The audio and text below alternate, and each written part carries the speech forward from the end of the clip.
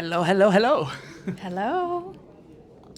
This is the first time we get to do an interview in person, so you're the host, the Polymath Place. So I'll let you take in charge there. Oh, okay. Well, hi, everybody. We are coming to you from the Podcast Movement Convention in Washington, D.C. It's August something, 2024, August 22nd. And I give Dustin total credit for me being here because it was only at his recommendation that I came, and it was a great learning experience for me. Well, Polymath Place has been around for so long, so many different interviews, and like now to be able to transfer that to a podcast feed too, so you can actually listen to it on the go and all these cool interviews that you talk to people. And I think too, between both of us, we have so many different interviews that we've talked to so many different polymathic people. I think that we need to have more people who realize, oh, I'm a journalist, I am polymathic, and by hearing more people while they're going somewhere, it's just nice. And a lot of people who are here actually are polymathic in a way, because there's podcast creators who might be doing business operations, and then on top of that they have some sort of hobby or other skill they've done. Yeah.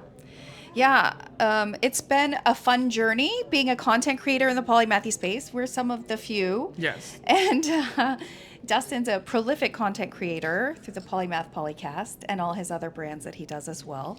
How have you enjoyed the convention? It's good. I came this year and last year with the intention of networking, so finding as many people as possible. Sadly, I wasn't able to talk to that multi-hyphenate person that we were trying to look for, but it's interesting to think about how when you come to a place like this, you can either learn a lot from the panels, or you can learn a lot from different people and get to experience that in-person energy. Compared to other conferences like business conferences, government conferences, medical conferences, where you most of the time you're generally either forced to go or you have to spend the whole time learning, which is fun, but here, it's an energy that you can't replicate unless you're at a creator conference itself, where everyone's here to collaborate, everyone's here to share knowledge, and it's just so energetic feeling. Yeah, I have had a lot of fun, taken a lot of notes, got a lot of homework to do following up from this. It's really forced me to think too about like, what do I want to do? What am I trying to achieve here? And how am I going to do it? So it's really given me a lot of questions I'm leaving here with, even more so than like the plans of all the homework I need to do.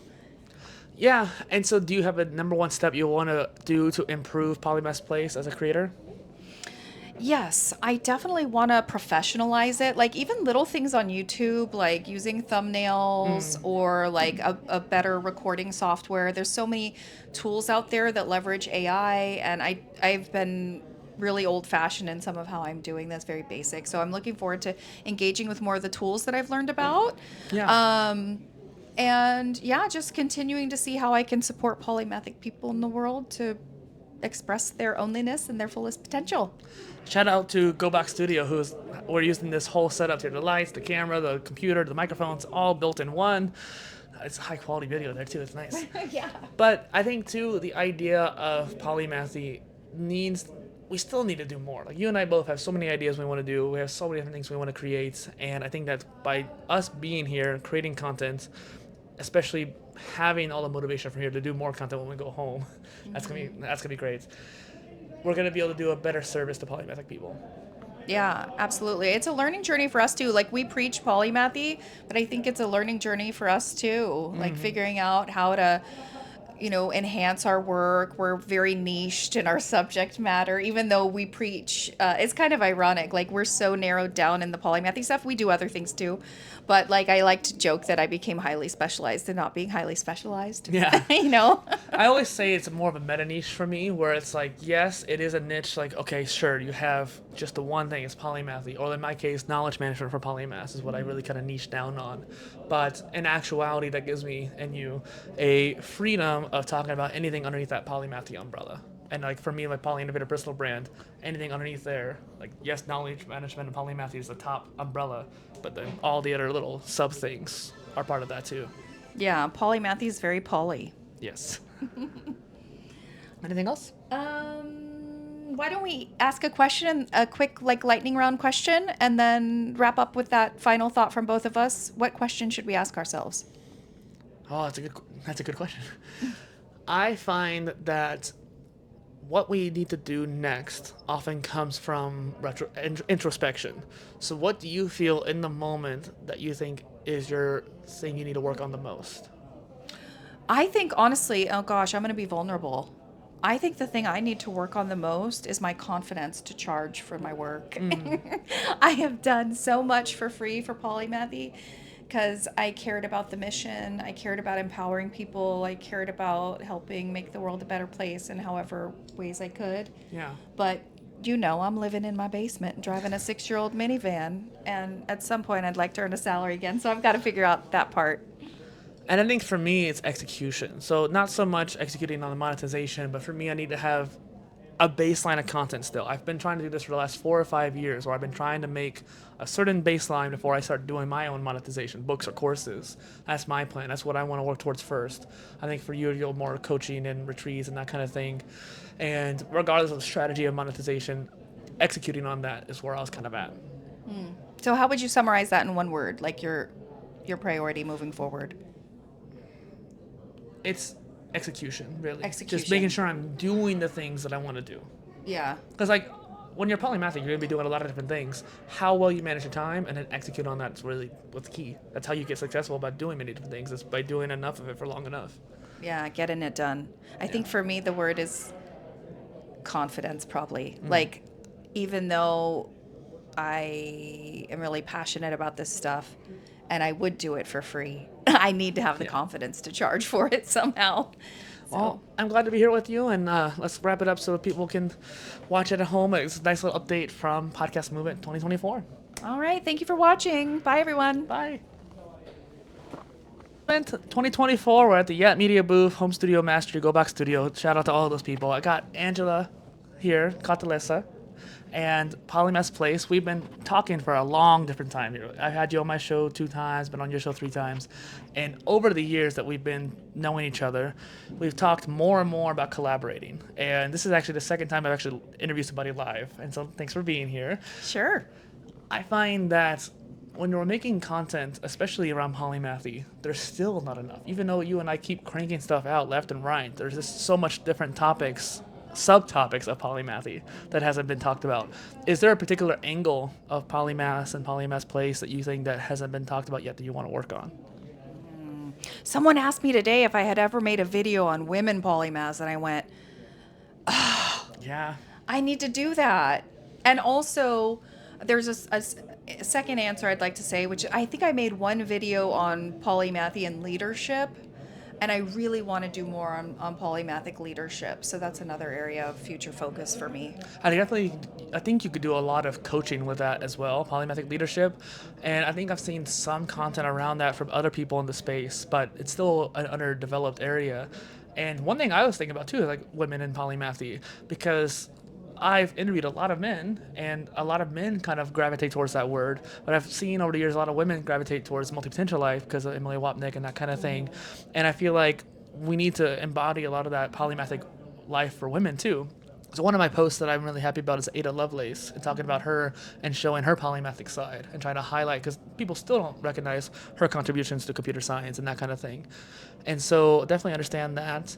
I think that another developed area, in my opinion too, is this idea of scale. Like, how do you become a polymath from like where you start? So I've talked to you before about the multidisciplinary spectrum.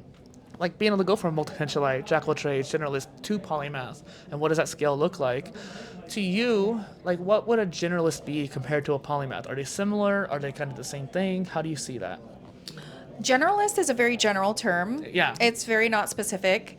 I personally, like, I've written a little bit about like the different words and how they're different. Like, for me, the reason I like polymath is because it implies you've really gained expertise multiple times in multiple different areas. And that's the kind of professional, a kind of competent human I aspire to be.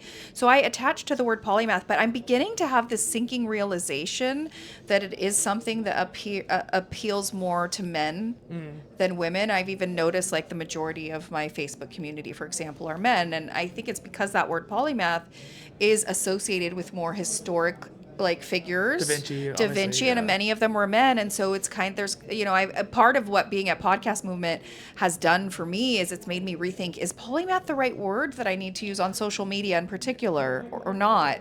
I think so. I struggle with that. I think you should not struggle with it, double down on it. I think, again, like polymath is not a gender exclusive thing. It's both or all. And the idea of polymathy should be expressed regardless of gender. And maybe just you and I need to make more posts highlighting people who are women in polymathy, like my Ada Lovelace one.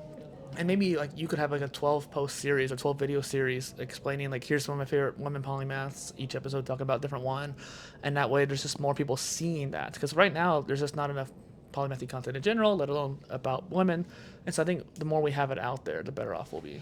You know, one thing I'll put out there and share with you, maybe you have an idea, Dustin. I've gotten some feedbacks from some female polymaths that they kind of prefer to meet and be in sessions together without the dudes around. And so part of what I've wanted, and I don't want to like make this such a gendered thing, but you know, someone who's wanting to support polymathic people, I have wondered maybe I should offer or do some sort of programs or places online for polymathic people who are women. Yeah. Because they're kind of having a different experience in some ways than the dudes. And there's advantages to having a mixed audience, but sometimes we need different groups too.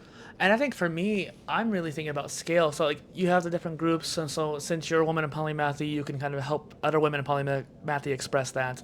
I spent a lot of my time with PolyInnovator talking about modular education, self-education, being autodidact, and how that relates to polymathy and that scale. So maybe for me, like my group would be like how to learn as a polymath, how to manage time as a polymath. So like you have the women, I have the time management aspect. I think that's a kind of a cool idea that we just hadn't really thought of until now. Yeah, there's so many different aspects of polymathy, and I think that's what you and I are exploring on our channels, like polymathy like polymathy and AI, for example. Stoicism was one of the ones I was telling you the other Yeah, day. there's like so many ands. You know, polymathy is all about intersectionality in some ways Yeah. too, and so polymathy itself as a concept does have intersections with other modern day relevant topics. And it's fascinating to think about too, just like how much someone can do in a course of their life. I made a post recently. It's like if you live long enough, you'll become a polymath, because generally speaking, you'll have at least 4 different careers of your life and 3 or more areas of expertise. Is generally the definition, plus the insatiable curiosity angle too.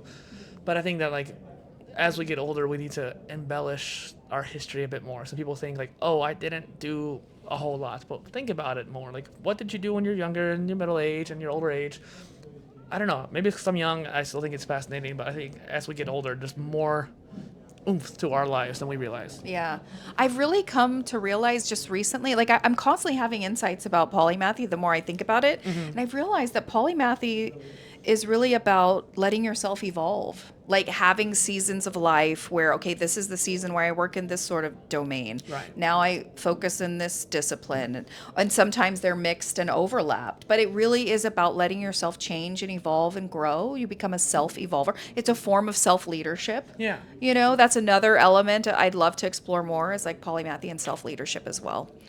So, Well, we got to wrap up here. So thanks for having this like crossover post of the Polymath Podcast and Polymath Place. It's fun. Yeah. And honestly, I'm glad we were able to make it here and learn a whole lot.